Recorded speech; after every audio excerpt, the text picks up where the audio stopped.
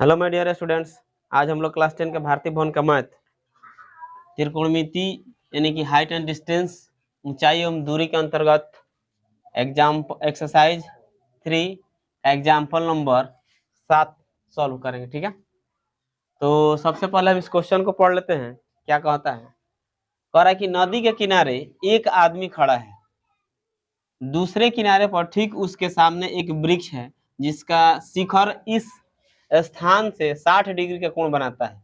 जब वह आदमी पीछे की ओर 16 मीटर हट जाता है तो वृक्ष 45 डिग्री का कोण बनाता है, तो वृक्ष की ऊंचाई निकाले। कह रहा है कि कोई व्यक्ति है जो नदी के एक किनारे पर वो खड़ा है और उसके सामने क्या है? वृक्ष है। और जो वृक्ष का शिखर है वह मतलब जिस बिंदु पर वह खड़ा है, जिस स्थान पर वह खड़ा है, वहां पर उसका जो शिखर है किसका? वृक्ष का, वह 60 डिग्री का कोण बनाता है। या ठीक है, और वह पीछे मतलब फिर 16 मीटर पीछे हट जाता है तो वही कोण कितना हो जाता है? 45 डिग्री का हो जाता है। तो कह रहा है कि पेड़ की ऊंचाई ज्ञात कीजिए। तो सबसे पहले देख लेते हैं, मान लेते हैं यह एक पेड़ है। समझ में आ रहा है ना? व्यक्ति मान लेते हैं खड़ा यहाँ पे है, तो जैसे मान लेते हैं जब खड़ा है तो यहाँ पर कोण बना है। पहले व्यक्ति कहाँ पर खड़ा था? यहाँ पर। ठीक है, और यहाँ पर कोण कितना बना है? 60 डिग्री बन रहा है। बात समझ रहा ना? सबसे पहले देख लेना है कि यह एक वृक्ष है। ठीक है, और यहाँ पर एक व्यक्ति खड़ा है। तो वृक्ष के शिखर से जहां पर व्यक्ति खड़ा है वहां पर कितना डिग्री कोण बना है? 60 डिग्री कोण बना है। यहाँ तक तो कोई दिक्कत नहीं है। फिर क्या कर रहा है कि वह यहाँ से 16 मीटर और पीछे हट जाता है। मान के चलते हैं यहाँ हटा है, यानी कि यहाँ के बीच की दूरी कितना हो गया? 16 मीटर। तो यही जो कोण था ना, अब कितना हो जा रहा है? 45 डिग्री हो जा रहा है। यानी कि यहाँ पर एक कोण का मान कितना हो गया? 45 डिग्री। फिगर समझ में आ गया? अब हमें क्या करना है, इसको ए मान लेते हैं और इसको बी, और इसको मानना है तो मानेंगे सी, और इसको मान लेते हैं डी। और यहाँ से जो पेड़ की ऊंचाई यही ना है, तो पेड़ की ऊंचाई को हम एच मीटर मान लेते हैं, और यानी बी और सी के बीच की दूरी को हम क्या मान लेते हैं? एक्स मीटर मान लेते हैं। जरूरी नहीं है कि यही मानना है, कुछ भी मान सकते हैं। ठीक है, अब अगर बात करें यहाँ से टोटल की, तो यानी कि यहाँ 16 और यहाँ x है, तो x प्लस कितना हो जाएगा? 16 मीटर। यानी कि यहाँ से यानी कि b और d की जो लंबाई है वो कितना हो जाएगा? x प्लस 16 मीटर होगा ना। यानी कि यहाँ से यहाँ x है और यहाँ से यहाँ 16 है, तो टोटल लंबाई कितना हो जाएगा? x plus 16 metre. यहाँ तक तो कोई दिक्कत नहीं है। तो लिखना है तो लिख सकते हैं, माना कि पेड़ यानी कि वृक्ष है तो वृक्ष लिख देते हैं। वृक्ष की ऊंचाई हमारा क्या है? ए बी है ना, तो ए बी बराबर कितना मान लिया गया? H metre. बात समझा ना? और यहाँ का बी और सी है, तो बी सी बराबर कितना हो जाएगा? X metre. यहाँ तक तो कोई दिक्कत नहीं है। एक बात और बता दें, जब हमसे पूछा जाएगा, मान लेते व्यक्ति यहाँ पर खड़ा है, नदी के दूसरे तरफ ये है, तो ये नदी की चौड़ाई नहीं होगा। अगर हमसे क्वेश्चन में पूछा जाता कि नदी की चौड़ाई ज्ञात कीजिए, तो हम क्या करते? एक्स का मान निकाल देते तो नदी की चौड़ाई निकल जाता। लेकिन हमसे पूछा क्या गया? पेड़ की ऊंचाई, यानी पेड़ की ऊंचाई यानी वृक्ष की। तो हमें निकालना क्या है? ए बी के यानी एच का वैल्यू निकालना है। बात समझ में आ गया? अब हम चलते हैं यहाँ से, देखते हैं दो त्रिभुज दिखाई दे रहा होगा इसमें, ए बी और सी, और दूसरा क्या है? ए बी और डी। तो सबसे पहले हम इस त्रिभुज को लेकर चलते हैं, तो लिखेंगे त्रिभुज ए बी सी में। एबीसी में यहाँ पर हम देखेंगे, ये इसको हम आधार कहते हैं और इसको क्या कहते हैं? लंब। तो आधार और लंब वाला सूत्र किसका होता है? टेन का, नहीं तो कॉट का। हम टेन का प्रयोग करेंगे, तो टेन सी लेकर चलेंगे। फॉर्मूला क्या होता है? P by B. तो टेन यहाँ पर देख सकते हैं बाबू, तो सी का वैल्यू कितना दिया है? 60। यहाँ पर 60 रख लेंगे, और यहाँ पर पी कितना हमारा है? तो पी हमारा है एच, तो यहाँ पर हम एच रखेंगे ना। अब बाई बी कितना दिया है? एक्स, यहाँ पर हो जाएगा एक्स। अब देख लेते हैं यहाँ पर टेन 60 का वैल्यू कितना होता है? √3 होता है। अब बराबर में एच बाई एक्स। हम क्या करते हैं? यहाँ से एक्स का मान ज्ञात कर लेते हैं। तो जब एक्स का मान ज्ञात करेंगे तो आएगा हमारा कितना? H by √3। समीकरण इसको एक मान लें, यानी कि एक्स यहाँ पे जाएगा, √3 कहाँ पे आ जाएगा? यहाँ पे। तो एक्स का वैल्यू कितना आ गया? H by √3। अब हम चलते हैं, ये तो पहला इस त्रिभुज का काम खत्म। अब उस त्रिभुज को लेकर चलते हैं, यहाँ से लिखेंगे अब त्रिभुज ए बी डी में। ठीक है, तो त्रिभुज ए बी डी में यहाँ पर देखेंगे तो ये हमारा लंब हो गया और ये क्या हो गया? आधार। टोटल आधार हुआ ना, तो इसमें भी हम 10 का प्रयोग कर सकते हैं। तो लिखेंगे कि 10 डी बराबर क्या होता है? P by B. तो 10 डी के जगह पर हम कितना रख सकते हैं? 45 रख सकते हैं। अब बराबर पी के जगह पर देख लो क्या है? एच, यहाँ पर एच रख दिया जाए, और बी टोटल हमारा बी और डी, इसी को बी कहेंगे, आधार है, तो कितना है x प्लस 16। यहाँ तक किसी को दिक्कत? आगे चलते हैं। इसके बाद से 1045 का वैल्यू रख सकते हैं ना, यहाँ पर देख लेगा लो, बराबर h बटे हम x का मान यहाँ पर निकाले हैं, तो x के जब के इतना रख सकते हैं, h बाई रूट अंडर 3, यहाँ पे x है ना, तो उसके जब हम क्या करेंगे, h बाई रूट अंडर 3 रखेंगे, तो h बाई रूट अंडर 3 अब प्लस में कितना हमारा है 16 है, तो यहाँ पर प्लस में क्या कर देंगे 16। कोई दिक्कत है? अगर हम चाहें तो यहाँ पर भी इसका एलसीएम लेकर हल कर सकते हैं, नहीं तो क्या करेंगे, तिरछा तिरछी गुणा करके फिर एलसीएम लेकर हल करेंगे। तो तिरछा तिरछी गुणा कर दे पहले, कि एलसीएम यहीं पर निकाल दें, तिरछा तिरछी गुणा कर देते हैं, तो ये हमारा हो जाएगा कितना, h by root under 3 plus में 16 बराबर कितना हो जाएगा h। आ रहा है समझ में? अब यहाँ पर नीचे कुछ नहीं तो एक रखेंगे, इसके एलसीएम निकाल लिया तो रूट 3 हो जाएगा, तो h प्लस 16 रूट 3 होगा ना इस तरह, मैंने रूट 3 में रूट 3 से 3 एक, तो एक h, एक में भाग देंगे तो एक से रूट 3 में भाग देंगे रूट 3, तो 16 में रूट 3 से गुणा करेंगे तो 16 रूट 3 बराबर कितना हो गया h। समझ आ रहा है ना? अब यहाँ से देख लेते हैं तिरछा तिरछी, फिर गुणा करेंगे, हो जाएगा h प्लस 16 रूट 3 बराबर रूट 3 h।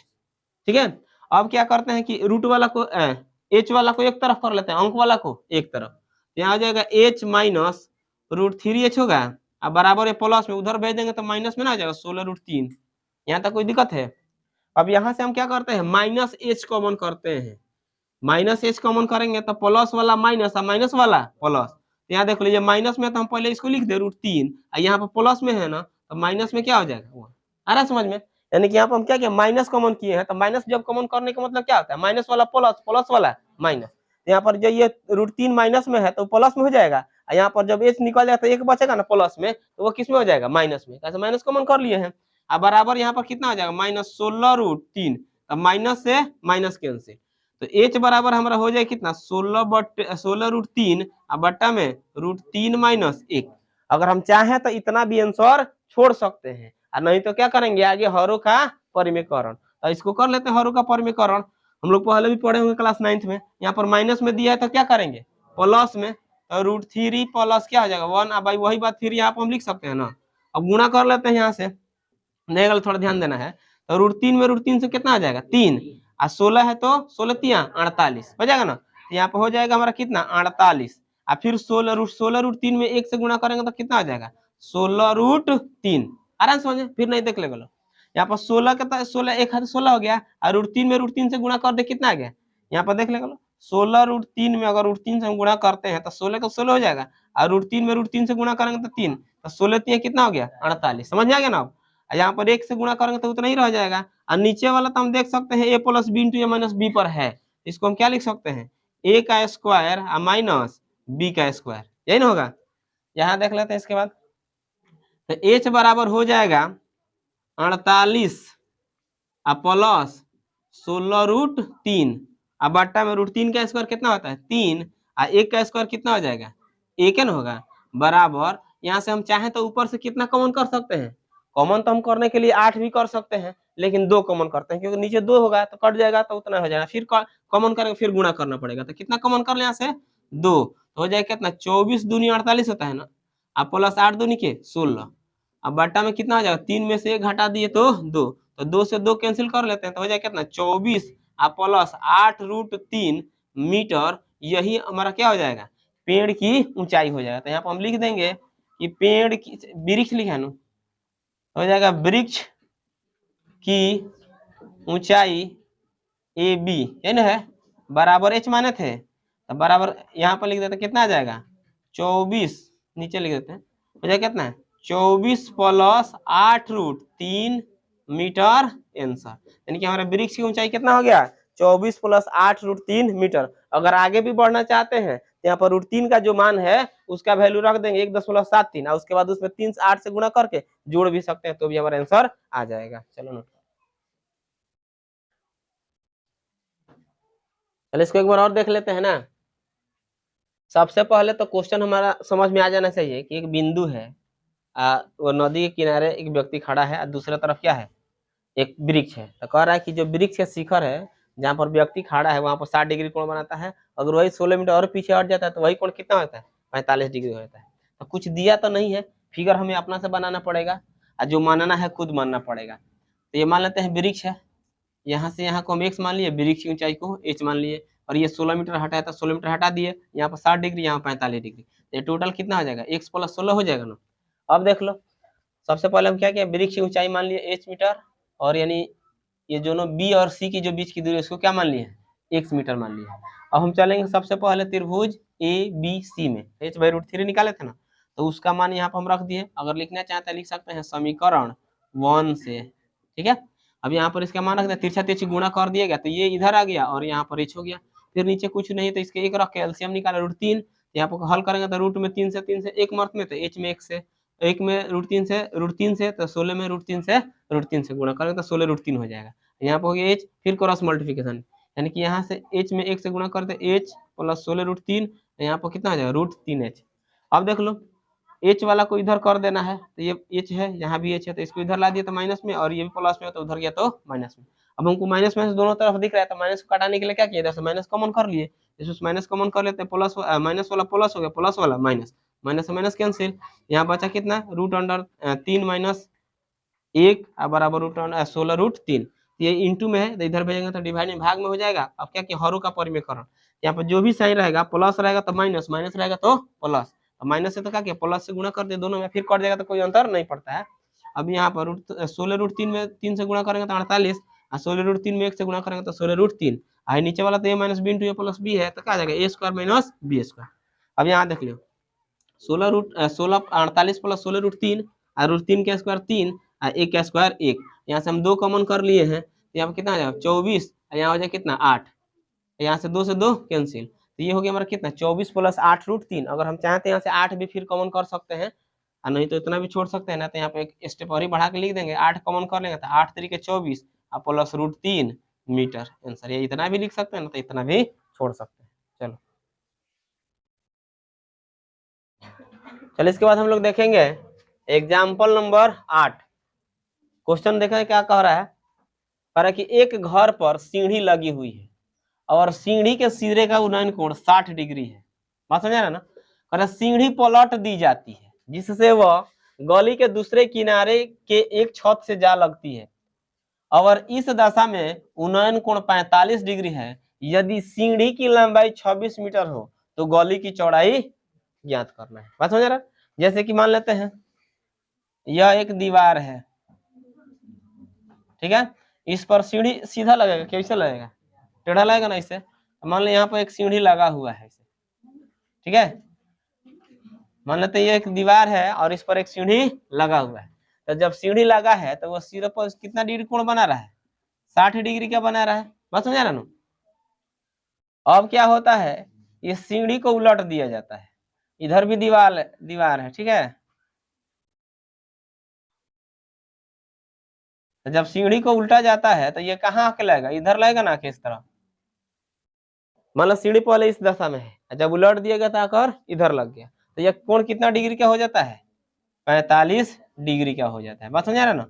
अब देखो क्या कह रहा है कि जो सीढ़ी की लंबाई है वो कितना दिया है 26 मीटर, तो इधर 26 है तो इधर भी तो 26 है ना होगा, तो यहाँ पे हो जाएगा कितना 26 मीटर। तो ये मान लेते हैं ए बी, इसको माना था सी, इसको कह दे डी, और इसको कह सकते हैं ई, यानी कि 2 त्रिभुज हमको दिख रहा है। हमसे पूछा गया है कि गली की चौड़ाई, यही ना गली की चौड़ाई होगा, तो यही हमें ज्ञात करना है। तो जैसे कि सबसे पहले हम देख लेते हैं, यहां से अगर इसको x मानते हैं और इसको h मानते हैं, तो ये टोटल हमारा कितना हो जाएगा x + h, होगा ना, होगा कि नहीं होगा। अब यहां से देख लेते हैं, इससे हमको कुछ लेना देना उतना नहीं है, क्योंकि हमें दीवार की ऊंचाई नहीं मालूम करना, हमें मालूम करना है सिर्फ गली की चौड़ाई। यहाँ से हम क्या करते हैं, पहले इस त्रिभुज को लेके चलेंगे और फिर इस त्रिभुज को लेके चलेंगे, ठीक है, यानी गली की चौड़ाई पूछा गया तो पूरा हमको निकालना पड़ेगा। तो सबसे पहले हम मान लेते हैं, यानी कि एक जो सीढ़ी लगा हुआ है दीवार से उसकी दूरी, तो सीढ़ी दीवार से माना कि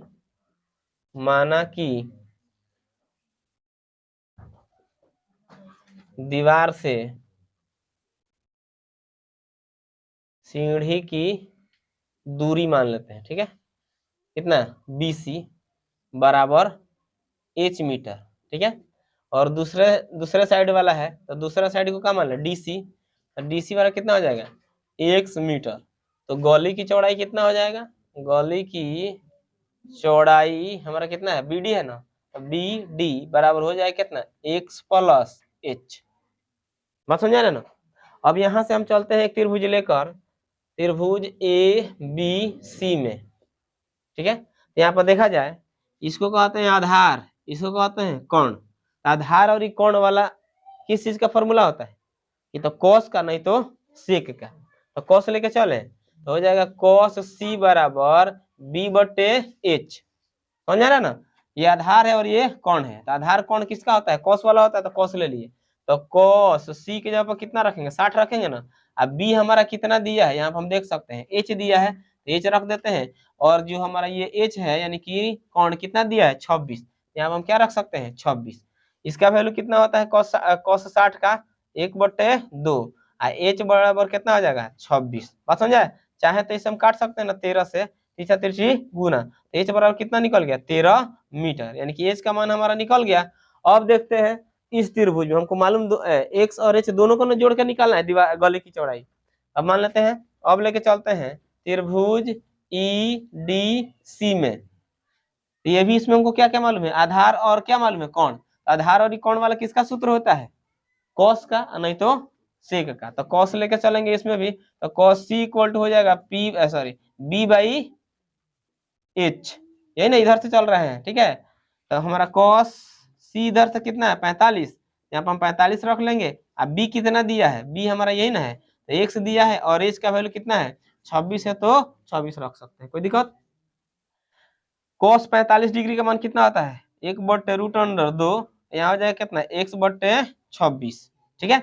अब देख लेते हैं यहाँ से, तो तिरछा तिरछी गुणा करेंगे तो हो जाएगा √2x बराबर 26, x बराबर कितना हो जाएगा 26/√2, काट दे तो कितना में 13√2 से हट जाएगा, तो x बराबर निकला हमारा 13√2। अगर ये नहीं समझ में आते यहाँ पर हम देख सकते हैं 26 को हम क्या लिख सकते हैं 13 गुने 2, और 13 और √2 को 2 को हम क्या लिख सकते हैं √2 गुने √2 लिख सकते हैं ना।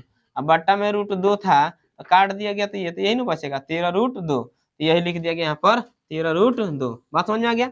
अब देख लो यहाँ पर x भी निकल चुका है। अब हमें निकालना क्या है गली की चौड़ाई। यहाँ पर हम देख लेते हैं, लिखेंगे क्या कि गली की चौड़ाई बराबर क्या हो जाएगा BC प्लस कौन सी DC, तो दोनों को जोड़ लेते हैं, यानी कि H प्लस क्या हो जाएगा X। तो H का वैल्यू कितना है 13 प्लस X का वैल्यू कितना है 13 प्लस 13√2। समझ में आ रहा है ना।